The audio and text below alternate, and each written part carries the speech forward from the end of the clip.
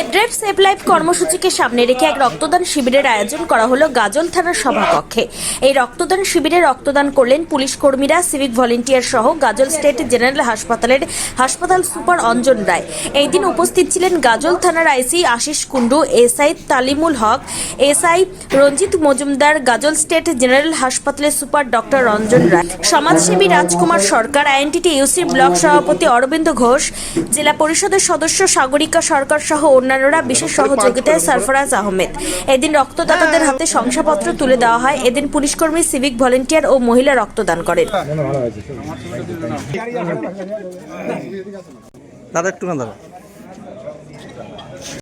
মহৎ কর্মসূচি নেওয়া হয়েছে, যেটা হচ্ছে আমাদের রক্তদান করা।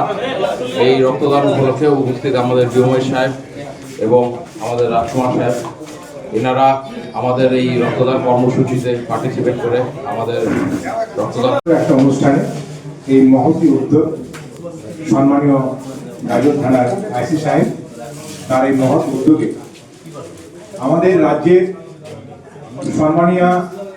মাননীয় মুখ্যমন্ত্রী, মানবিক মুখ্যমন্ত্রী মমতা বন্দ্যোপাধ্যায় তার উদ্যোগে সারা